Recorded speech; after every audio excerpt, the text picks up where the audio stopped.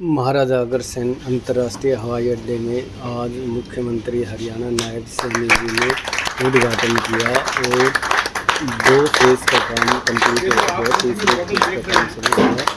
आप ये देख रहे हैं, ये सारा नक्शा प्रकार के इसके बिल्कुल पैरेलल में रनवे बना हुआ है। तो इसकी जो डायरेक्शन है वो बिल्कुल नॉर्थ ईस्ट वेस्ट के हिसाब से बिल्कुल ठीक रखी हुई है।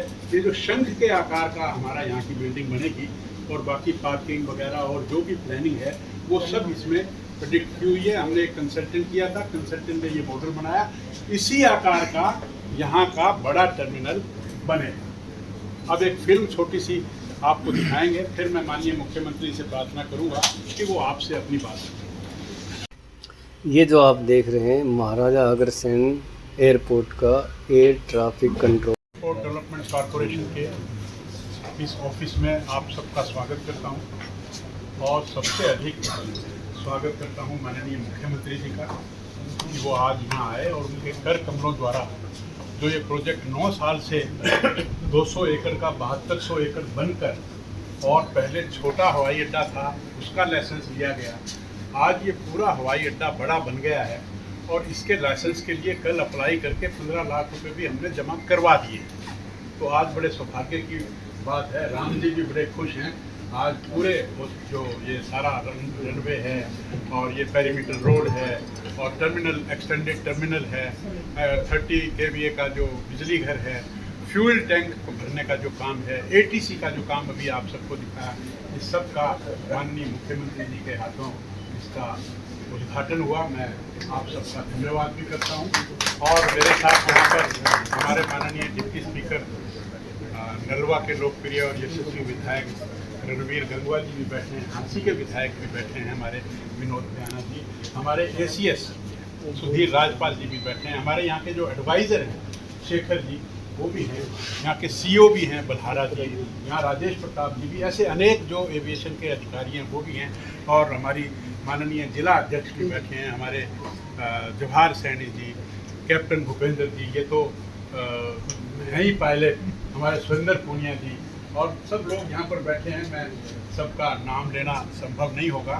मैं आप इन सबका भी स्वागत करता हूँ, आपका भी स्वागत करता हूँ और पहले मैं मुख्यमंत्री से निवेदन करूँगा कि ये जो मॉडल आपके सामने रखा है, ये जो हमारा नया टर्मिनल बनेगा जिसका शिलान्यास 1-1.5 महीने के बाद जब फ्लाइट शुरू होगी तो हमारा प्रयास है कि माननीय प्रधानमंत्री जी आएँ तो वो जो बड़ा जो 2 मिलियन जो लोगों का पैसेंजर्स का जो बड़ा टर्मिनल बनेगा उसका शिलान्यास लगभग 1.5 महीने के बाद करेंगे। उसका जो मॉडल है वो ये आपके सामने रखा है। मैं माननीय मुख्यमंत्री से प्रार्थना करता हूँ कि वो खींचकर हमारे सिविल एविएशन मिनिस्टर डॉक्टर कमल गुप्ता जी, हरियाणा विधानसभा के हमारे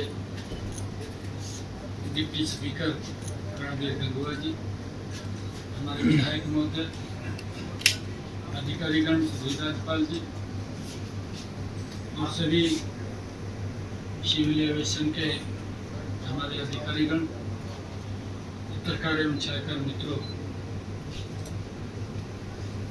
हिसार के लिए आज ये बड़ा दिन है और लगातार फेसिस के अंदर जो काम हो रहे हैं, आज लगभग इस टर्मिनल को आगे बढ़ाते हुए 9 कामों की और उद्घाटन भी हुए हैं, उनकी आधारशिला भी रखी है। फर्स्ट फेज के जो कार्य थे वो आदरणीय मनोहर लाल जी ने इस टर्मिनल को आगे बढ़ाने के लिए किए थे। आज उसका दूसरा पड़ाव है।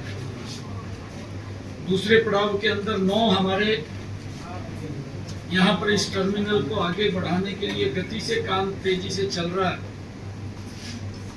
शीघ्र ही यहाँ पर फ्लाइंग भी होनी शुरू हो जाएगी, जहाज उतरना भी शुरू हो जाएगा और उसके लिए आज जो 9 परियोजनाओं का उद्घाटन हुआ है, आज सिविल एरोड्रम में ईंधन कक्ष का उद्घाटन जिसकी लागत 58 लाख रुपए से वो बनकर के तैयार हुआ है। टर्मिनल भवन का विस्तार जिसका उद्घाटन किया है, 1 करोड़ रुपए की लागत से वो बनकर के तैयार हुआ है। तीसरा, ATC हवाई यातायात नियंत्रक उसके भवन का उद्घाटन हुआ है, जिसके ऊपर 1 करोड़ 25 लाख रुपए की लागत वो लगी है। प्रीति मार्ग जो इमरजेंसी के अंदर जो मार्ग है और इसके ऊपर जो प्रकाश की व्यवस्था है, जो लाइटिंग लगी है, उसका उद्घाटन हुआ है। लगभग 14 करोड़ रुपए की लागत से आज इसका उद्घाटन हुआ है, जिसकी लंबाई लगभग 14 किलोमीटर है। 5वां हमारा जो रनवे है, जो टैक्सी वे है, उसके विस्तार का भी चरण का आज उद्घाटन हुआ है, जिसकी लागत लगभग 285 करोड़ रुपए है और 3000 मीटर का ये रनवे और टैक्सी वे ये बनकर के तैयार हुआ है, इसका आज उद्घाटन किया है। और हमारे मंत्री महोदय का जो कार्यालय है, उसका भी आज उद्घाटन हुआ है। उसके ऊपर 95 लाख रुपए की लागत से वो बनकर के तैयार हुआ है। एक यही एयरपोर्ट के अंदर बिजली को लेकर के 33 kV का जो सब स्टेशन है, उसका भी उद्घाटन हुआ है, जिसकी लागत 12 करोड़ रुपए की वो आई है। हैंगर बना है, जिसकी लागत 12 करोड़ रुपए की आई है। और एक हैंगर एपग्रेन वो बना है, जिसकी लागत 12 करोड़ रुपए आई है। लगभग ये 9 इस प्रकार के उद्घाटन के कार्यक्रम, उस गति को आगे बढ़ाने का जो निरंतर ये दूसरे चरण का कार्यक्रम शुरू हुआ था, इसके अंदर बड़ी गति पिछले लगभग जब से ये महाराजा अग्रसेन एयरपोर्ट के ऊपर काम चालू हुआ है, लगातार ये गति बन रही है। और शीघ्र ही यहाँ से बड़ा टर्मिनल भी बनेगा, जिसका अभी आपके सामने इस प्रोजेक्ट का अनावरण भी किया गया है, आपको बताया गया है। ये तीसरे चरण के अंदर ये बन करके तैयार हो जाएगा। परंतु इस बीच में हमारी फ्लाइंग यहाँ से चाहे हिसार से चंडीगढ़ जाना है, हिसार से जम्मू जाना है, हिसार से अहमदाबाद जाना है, हिसार से अयोध्या जाना है, या हिसार से दिल्ली जाना है, यहाँ पर फ्लाइंग शुरू हो जाएगी। और ये हिसार के इस क्षेत्र के विकास में एक मील का पत्थर साबित होगा।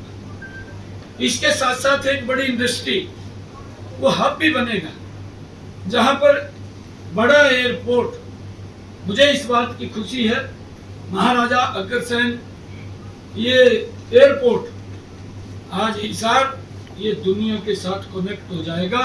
ये हमारे हिसार के लिए विकास के अंदर एक विकास में ये मील का पत्थर साबित होगा। और मैं ये बधाई भी हरियाणा प्रदेश वासियों को देना चाहता हूं, क्योंकि एक कृषि प्रधान हमारा हरियाणा प्रदेश है। इंडिपेंडेंट हरियाणा को एक अलग से एयरपोर्ट मिलना, ये भी हमारे लिए बड़ी एक गर्व की बात है, हरियाणा वासियों के लिए खुशी की बात है। आज कई कार्यक्रमों का आज जो कार्य बनकर के तैयार हुए हैं, उनका उद्घाटन हुआ है।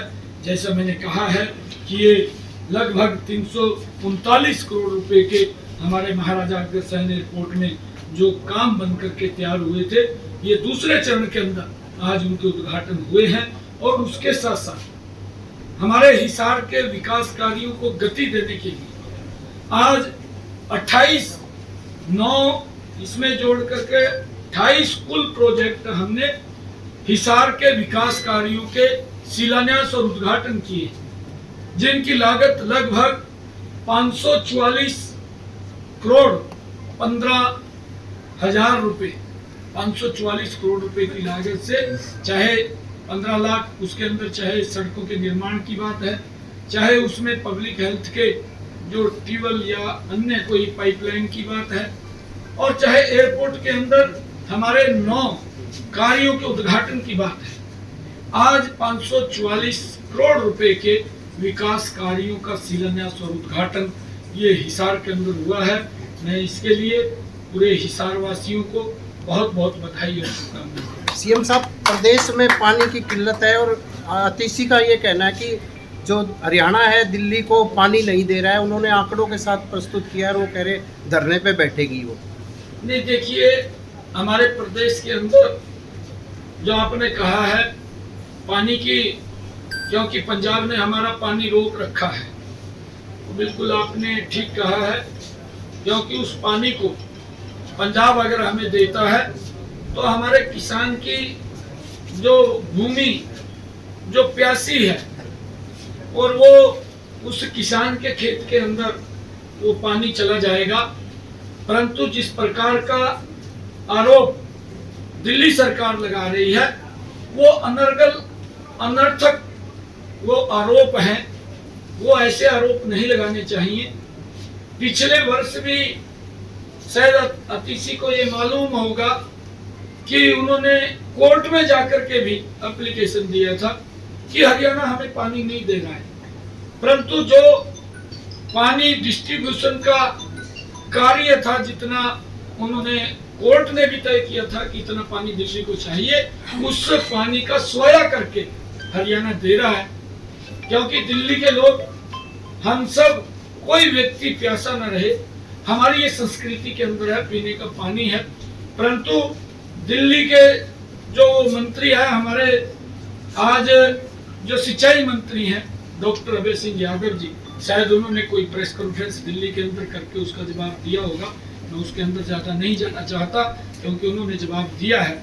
मैं ये कहना चाहता हूँ कि उन्होंने अपनी व्यवस्था का वो ठीक नहीं की, वो कहीं ना कहीं अपनी व्यवस्था को ठीक करते लोगों के जो समस्याएं आने वाले समय के अंदर उनको दिखाई दे रही थी, उसके ऊपर ध्यान करना चाहिए था, ना कि कोई भ्रष्टाचार के ऊपर। मैं इस बात के अंदर नहीं जाना चाहता, परंतु वहां की सरकार वो लोगों के सुविधा देने में नाकाम रही है। उसने अपनी तरफ देखना चाहिए कि पानी का डिस्ट्रीब्यूशन कैसे होना चाहिए।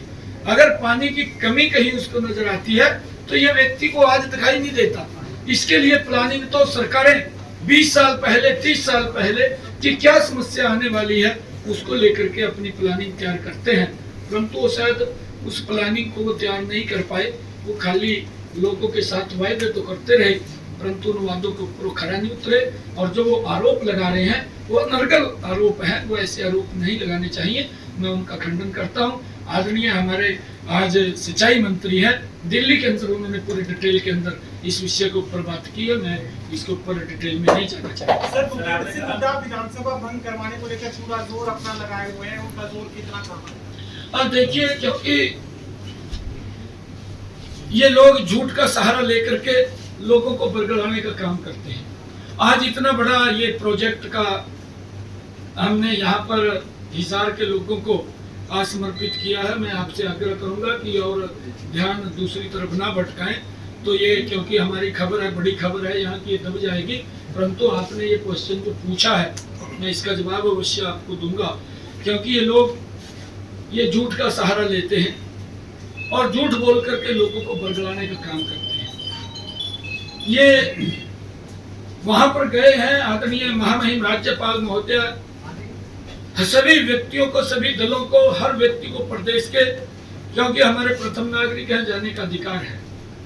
परंतु मैं भूपेंद्र सिंह हुड्डा को ये बात भी कहना चाहूंगा कि वो अपने पूरे विधायकों को भी साथ लेकर के जाते। 12 तारीख को वो विधानसभा के अंदर मौजूद थे, उनके सामने ही हमने विश्वास मत हासिल किया है।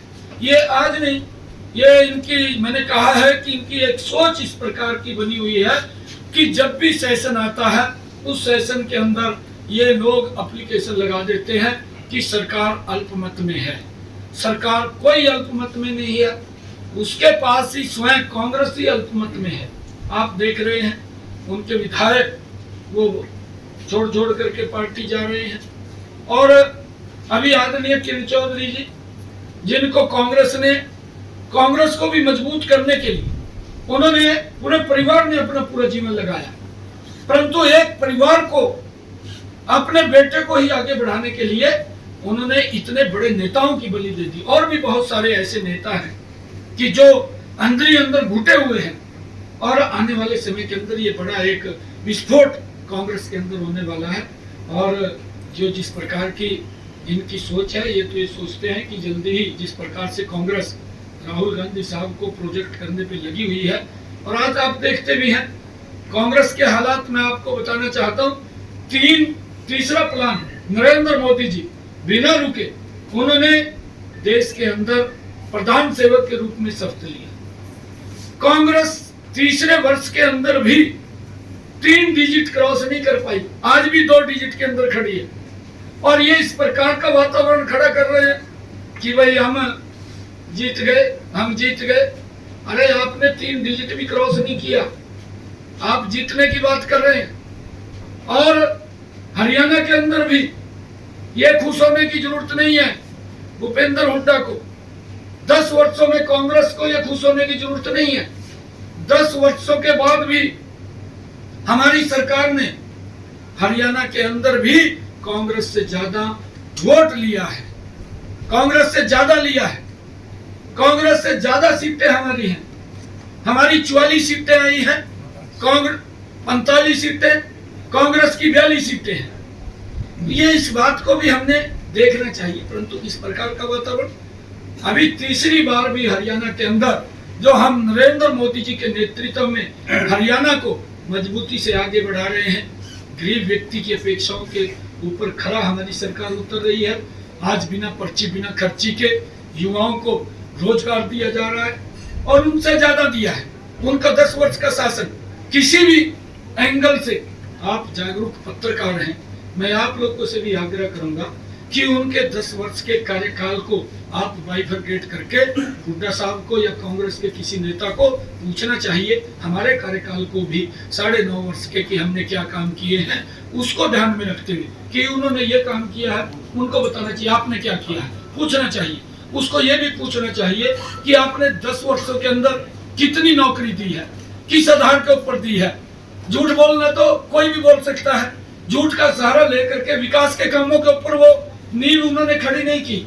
उन्होंने जो नींव खड़ी की है, मैंने कहा है कि हमारी परसेंटेज ज्यादा है, हमारी वोट ज्यादा है, और उसके बावजूद अगर समीकरण, क्योंकि आंकड़ों का होता है, उस आंकड़ों के कारण हम पीछे रहे हैं थोड़ा। जो हम 2019 के अंदर हमने जो प्रदर्शन किया था, उस प्रदर्शन से हम थोड़ा पीछे रहे हैं। परंतु विधानसभा के चुनाव के अंदर भारतीय जनता पार्टी तीसरी बार बड़े मैंडेट के साथ सरकार बनाएगी, ये हरियाणा प्रदेश के लोगों ने तय कर दिया है। और इस बात को लेकर के मैं बताना भी चाहता हूं कि मैं खुद ही जब करनाल से पार्टी ने मेरे को प्रत्याशी घोषित किया, तो सारे के सारे दल एक ही मंच के ऊपर, एक पल्ली के ऊपर आकर के बैठ गए और कहने लगे कि बीजेपी को हराना है और सब इकट्ठे हो जाओ, यहाँ से करनाल से रास्ता चंडीगढ़ जाएगा।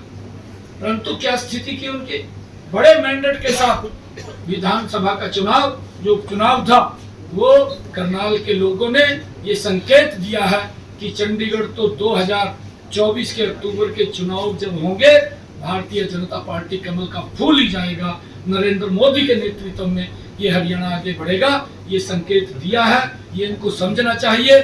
कांग्रेस अल्पमत में है, हुड्डा साहब आप अल्पमत में हैं, आपके पास विधायक नहीं है। अगर आपके पास विधायक है, आप उनकी परेड कराइए। मैं ये बात कह रहा हूँ कि आप गुमराह मत करिए। इस प्रकार के ये विकास के जो कार्य चले हैं, अब इनके पेट में कांग्रेस के लोगों के दर्द हो रहा है कि विकास के काम क्यों रहे, ये गरीब को क्यों लाभ पहुंचा रहे। लगातार हमारी सरकार गरीब को उन योजनाबद्ध तरीके से उन तक लाभ पहुंचाने का काम कर रहे हैं।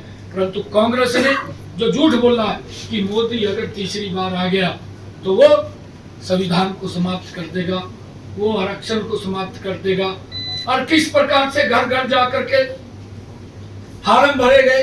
फार्म भी ये भरे गए कि भाई 4 तारीख के बाद खटाखट 8,500 रुपया घर में खाते में पहुंच जाएंगे। ये इस प्रकार का झूठ बोला, परंतु झूठ से ये लंबा समय नहीं चलता। ये काठ की अंडी है। हमारी कहावत भी है हरियाणा की, एक बार चढ़ती है बार बार नहीं चढ़ती। इनके झूठ का अब हमारा कार्यकर्ता मजबूती से उस नकाब को उतारने का काम घर घर जाकर के करें।